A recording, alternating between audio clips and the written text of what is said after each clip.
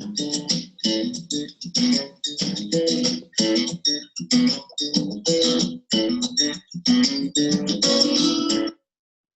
to Hoda's Career Chat. For those of you joining for the first time, I'm a career management professional. What that means is I wear many hats involving the career field. But what is most important for you today, and as you will see, is that I am here to answer your education and career questions. Keep them coming. I really enjoy reading your questions and I enjoy helping you. Particularly, I enjoy it when you send me thank you that whatever I said helped you. So keep them coming. What I'd like to start with usually is to give you something to think about and reflect for next week. And that is one question that has been questioned many times is that I have many career aspirations. How do I go about reducing them to one? The good news is that you don't have to reduce them to one. You actually can do more than one career in your life. Today we call it portfolio career. So you don't really have to get rid of the millions that you have, but you have to narrow them down to start with to a few so that you can get started. And then as you move through life, you can change your direction and choose the next career aspiration. The best way to do this is to question yourself what to accomplish. So in order to narrow it down to some accomplishable tasks or some accomplishable career aspirations, I typically ask my clients, when you look back at your life, what would you like people to say about you? It's not an easy answer, but it's really requiring a bit of deep thought and some reflection. And another good news is that you don't have to do it in one day. You can take your time reflecting and thinking about what is important to you. I mean, I took my time and now I know there are 3 things that I'd like people to know about me once they meet me or after they've met me is that I am a lifelong learner. I do love helping people. So these are 2 things that are important. I have many, many more, but I narrowed it down to 2 for you. So definitely things about that you think are important to you and like people to know about you. And then in the long run, people say, oh, Hoda's always learning something. So it's good for you to narrow down and figure out what is important. So what do you really want to accomplish? Another question to ask is, once you've narrowed it down to 2 or 3, is how are you going to accomplish all of this in one lifetime? When we're talking about career, of course, lifelong learning becomes, what am I going to do with lifelong learning? Okay, great. People think I know I'm a lifelong learner.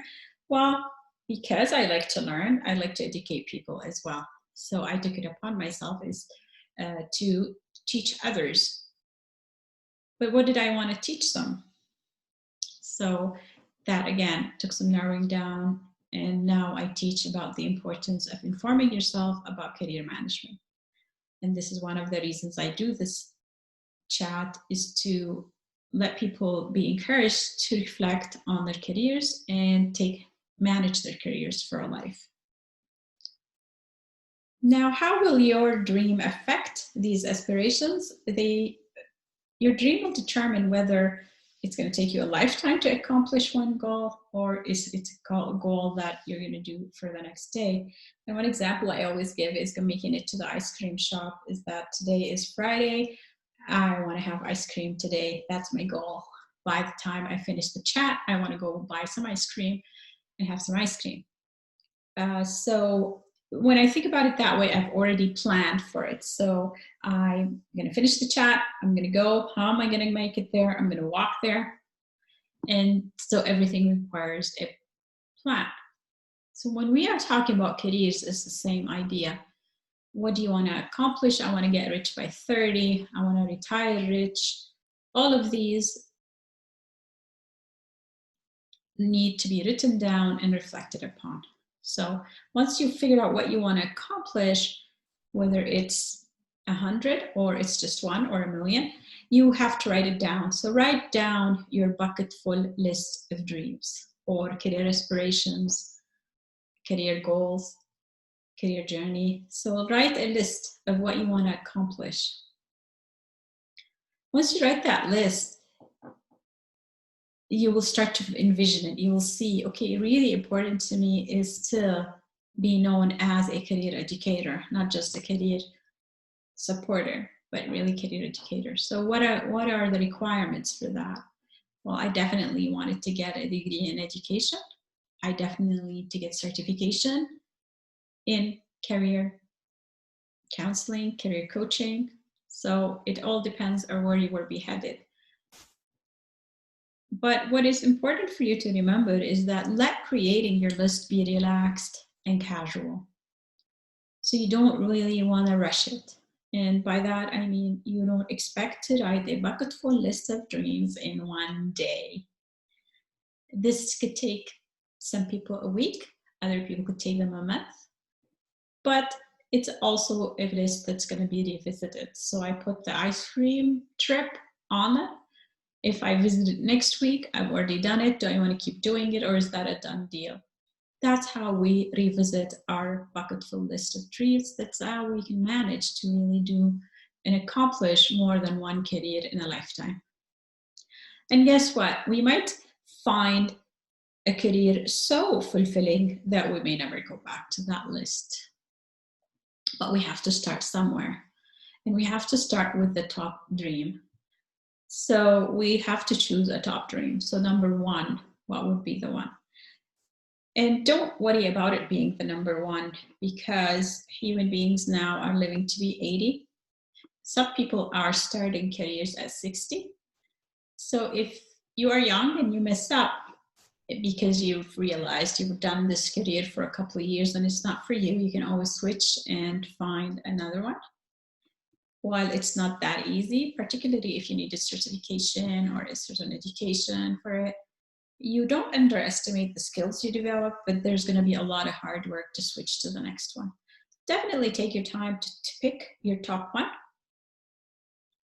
But if you feel you've messed up and it wasn't for you, there is time to transition and to choose a new career. I work a lot with moms who were stay-at-home moms for 10, 15 years and have picked up the pieces and wanted to go back to work with a different career than what they were doing before they had kids. So that's an example of, okay, before I had kids, I was doing this, but now I want to go back to work, but I want a new career path. This is doable. It takes a lot of work, but because you might need new certification, new courses, and new volunteer experience to build that as well. But that's the idea, is that you have started the list rather than just, okay, I'm graduating or I'm finishing high school and this is what I'm going to be working. Have you reflected on it? And then 10, 15 years later, wait a minute, I wanted to do other stuff, but I never spent the time thinking and working towards the other stuff. So these are some ideas for you on how you can actually have more than one career in one lifetime. If you have any more questions, please don't hesitate to ask, and I will answer them in future episodes. Now we get to the point where you send me your questions and I have going to answer them. If you have further questions, please type them.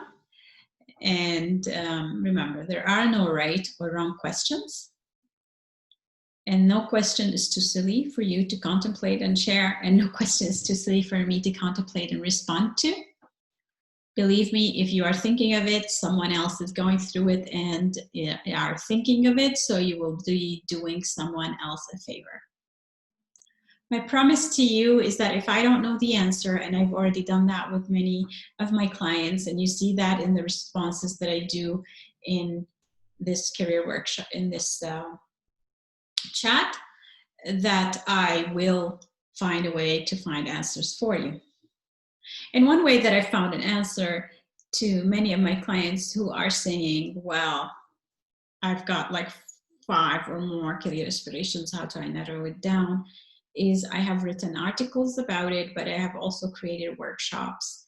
These workshops, you can sign up for them on my website, rightcareerfit.com.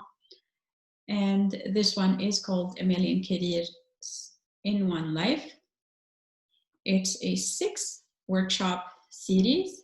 I am right now doing today the second one, and I will be presenting them again in the fall because they were very popular. And there's 3 more that you are free to sign up for if you are okay to start midway. Like, you can sign up for the next one, workshop number 3. Have a look and see the details of these 6 workshops, so you can pick one if you've already narrowed it down, did self-assessments like you wouldn't need the first workshop, but have a look at them and decide if any of them work for you. But this is my way of finding answers and really seeking ways to educate anyone who wants to educate themselves and take care of their career. But let's get down to your questions. What is the final step in the career planning process? This is a very good question, because this is also part of what I teach my clients, is that there is no final step. I'm sorry, but there is no final step in the career planning process. Career planning process is a lifetime process. You have to make a habit of planning your career.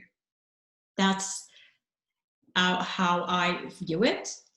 If you let go, you might forget where you're headed and then head in a different direction. Sometimes it might turn out to be a good thing that you did head in a different direction.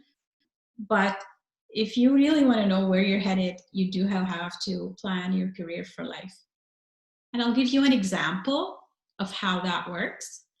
We talked about today having a list, and you tick top 2 on the list, and you plan to be headed in accomplishing one of those career aspirations. Checking every month on how these career aspirations are going first will reinforce for you that you are headed in the right direction, that you are going to become a dentist, let's say, if that's what you want. So when you planned it, what does it take for me to become a dentist? You started by, okay, I have to finish high school. I have to finish a certain degree, and then I have to get licensed, and so on. As you check on these goals, you will know you're headed in the right direction. But sometimes I've had clients who've come to me 3rd or 4th year into their degree, and they're saying, well, this is not what I wanted. Can you help me find what I want? Well, I think if they had checked in with themselves by the 2nd year, then it would have been easier for them to redirect. So one of them, because he felt that he had finished the 3rd year and was already on his 4th year, he had to complete a degree that he didn't think he was going to work on, and then go and start another 4-year degree. And so this is what reflection helps you do. This is what checking in on your career planning process helps you avoid. And sometimes it's okay to take these 4 years, and you know what? Whatever you learned can come in handy, even if you end up combining 2 careers. But I do encourage this to be a lifetime process. The process is, you start with creating your goals, you process how you're going to accomplish them, you start accomplishing them, and then you reflect, and then you go back to the goals you created, either create new ones or remove old ones. And so it becomes like a cyclical situation. So there is no final step in the career planning process. Next question, which online jobs do you suggest for students? This question is a bit too general, but there are many opportunities online, particularly now for students. It depends really on the skills you're looking to develop, and some of them may be volunteer or internship that don't pay much, and that's something you'll have to consider. And it might even mean that you can't find a job in that. So you'll have to readjust and reframe what other type of job I'm looking for. But there are many opportunities. And because I really specialized in education, I'll give you an example where one of my clients wanted to teach art online now with COVID-19. And she was looking forward for an art job, hands-on arts job. And so that was canceled. So what she did look for was an online opportunity, and she was able to find it. And surprisingly, because someone had thought that of taking their school online, and they wanted to test it out in the summer, so she is able now to do that till the end of August. Definitely then looking at art school if that's what you want to be doing. So how are they handling COVID-19, and what would they be giving you an opportunity to do online? So she was happy to take on the opportunity and now has an online job. So there is a lot of opportunities. I'll give you an example, and because that's very common, is teaching English online. Again, you just Google online tutoring, online teaching, and you'll find that. It depends on the specialization you're looking for and what you're hoping to find. And there are a lot, like if you would like to do web design, if you would like to social media support, lots of companies will be looking for you to help them out and hire you for the summer. But the important thing is to remember is look out for the skills that you want to develop over the summer and the reason you're working. Is it for the money? Is it for the experience? Is it to develop new skills? Is it for the references? So make sure you keep those in mind before you go ahead and apply. And another thing I would like to warn, actually, because it is out there, is that there are a lot of online opportunities that have been coming up in the past years, but now are more obvious that may be scams. Their task is to take money from you. So they would not really be offering you an opportunity for growth. And the way to tell that is, of course, any company you consider applying to, you Google it. You Google reviews.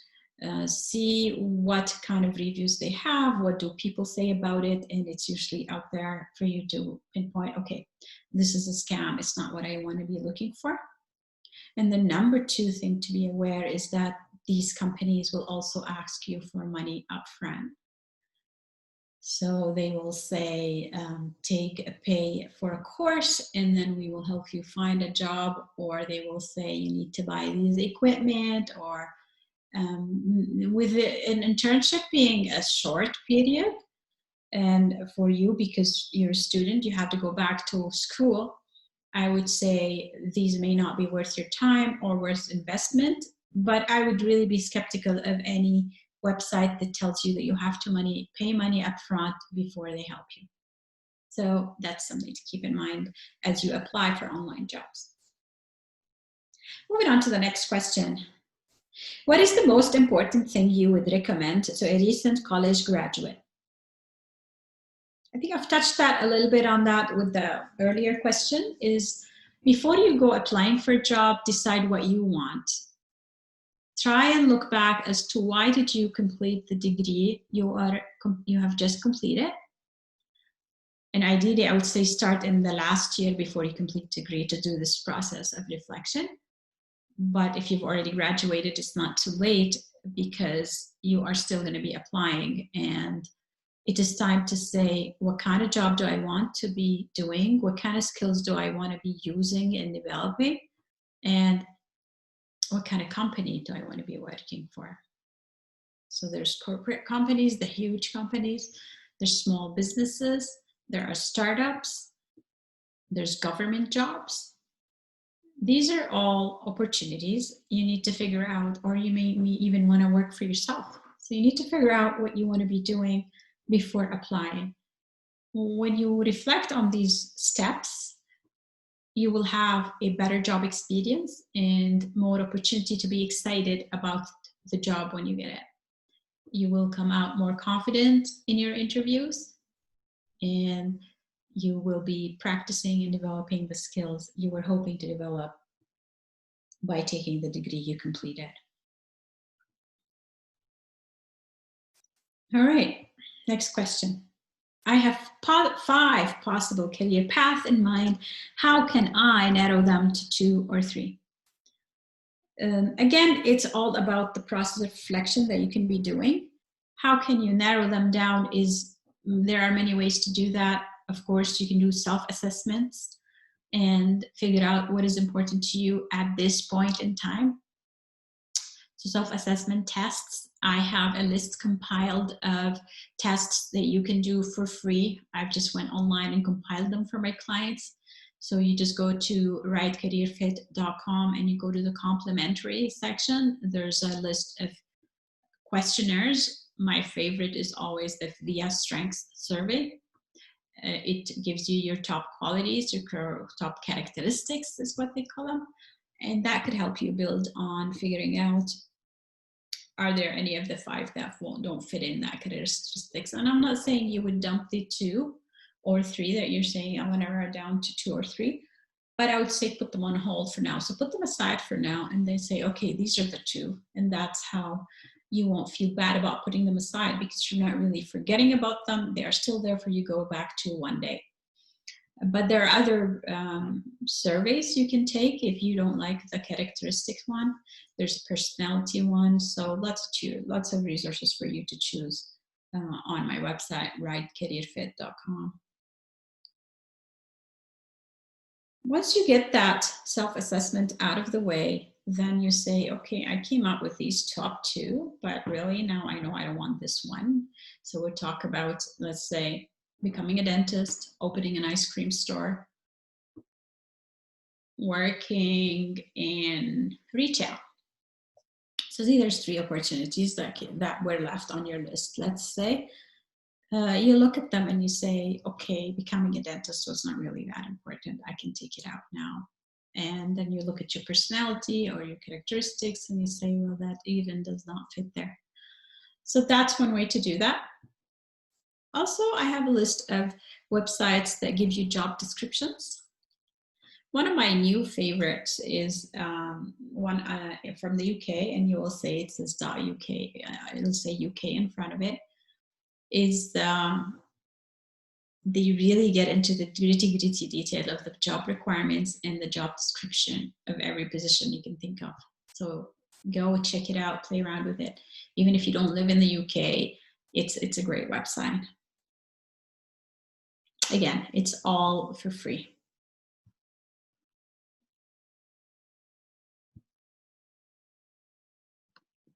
And I think that's all the time I have for today to answer questions.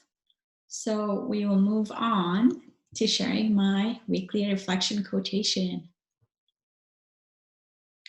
To be able to look back upon one's life in satisfaction is to live twice. This is a quotation by J.K. Gibran. And I love it because really that's what the question was all about. I'll take you back to it. When you look back at your life, what would you like people to say about you? But with this one, it's more, would you say that you've led a satisfied life?